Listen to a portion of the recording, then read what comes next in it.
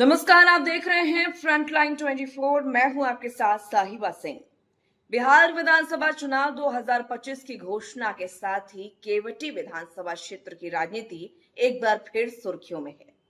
यह सीट हमेशा से मिथिलांचल की सियासत का तापमान तय करती रही है। आंकड़े बताते हैं कि यहाँ मुकाबले कभी एक तरफा नहीं रहे, बल्कि हर चुनाव ने नए समीकरण और नए संदेश गढ़े हैं। 1952 में अस्तित्व में आई इस विधानसभा सीट ने बिहार की राजनीति के कई दौर देखे हैं। आजादी के बाद हुए पहले चुनाव में कांग्रेस के हृदय नारायण चौधरी ने जीत दर्ज की थी और लगातार 2 बार जनता ने उन पर भरोसा जताया। लेकिन जैसे जैसे दशकों का सफर आगे बढ़ा, राजनीति के स्वरूप में परिवर्तन आया।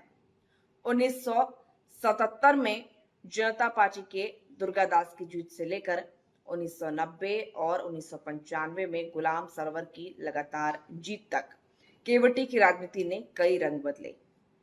2000 में भी राजद के खाते में यह सीट गई, लेकिन 2005 में भाजपा के डॉक्टर अशोक कुमार यादव ने गुलाम सरवर को शिकस्त देकर भाजपा का परचम लहराया। 2010 में भाजपा ने अपनी पकड़ मजबूत रखी, मगर 2015 में जब नीतीश कुमार ने भाजपा से नाता तोड़कर राजद से हाथ मिलाया, तब सत्ता का संतुलन पलट गया। राजद के डॉक्टर फराज फातमी ने 7,830 मतों से भाजपा को पराजित किया। हालांकि 2020 में भाजपा प्रत्याशी डॉक्टर मुरारी मोहन झा ने राजद के वरिष्ठ नेता अब्दुल बारी सिद्दीकी को हराकर सीट फिर से एनडीए के खाते में डाल दी। यह जीत 5,126 मतों के अंतर से हुई। 2005 और 2010 में भाजपा जदयू गठबंधन, 2015 में राजद जदयू का गठजोड़ और 2020 में फिर भाजपा जदयू की साझेदारी, हर चुनाव ने गठबंधनों की नई परिभाषा लिखी।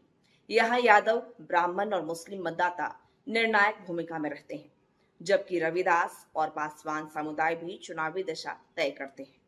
यही वजह है कि सभी दल अपनी रणनीति जातीय संतुलन को ध्यान में रखकर तैयार करते हैं। केवटी की सियासत केवल जातीय समीकरणों पर नहीं, बल्कि विकास की अधूरी कहानी पर भी टिकी है।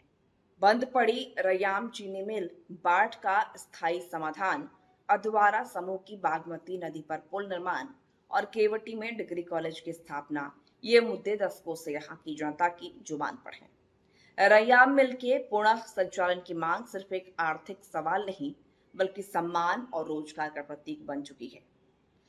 यह मिल सभी क्षेत्र की जीवन रेखा थी, जिसके बंद होने के बाद रोजगार के अवसर सिकुड़ गए और बड़ी संख्या में लोग पलायन को मजबूर हुए। जातीय समीकरण और स्थानीय मुद्दों को देखें तो इस बार केवटी की लड़ाई महज सत्ता की नहीं, बल्कि साख की भी है। भाजपा अपने विकास कार्यों और संगठनात्मक मजबूती के दम पर मैदान में है, तो वहीं राजद अपनी परंपरागत सामाजिक आधार और असंतुष्ट वोटों को साधने की रणनीति में जुटी है। इतिहास बताता है कि केवटी की जनता ने कभी भी एक तरफा फैसला नहीं दिया। यहाँ हार और जीत का अंतर हमेशा कम रहा है, पर उसका असर प्रदेश की राजनीति तक पहुंचा है। यही कारण है कि केवटी न केवल एक विधानसभा सीट है, बल्कि बिहार की बदलती राजनीति का आईना भी। 2025 के समर में इस बार जनसुराज की मौजूदगी राजद और भाजपा के बीच मुकाबले को त्रिकोणीय बनाने जा रही है। केवटी से बिल्टू सहनी को प्रत्याशी बनाया है। बिल्टू सहनी पेशे से अधिवक्ता हैं। लगभग 20 वर्षों से सक्रिय राजनीति एवं सामाजिक कार्यों में ये योगदान देते रहे हैं। समाज सेवा, जनसंपर्क, न्यायिक ज्ञान एवं क्षेत्रीय विकास कार्यों में भी उनकी सक्रिय भागीदारी रही है।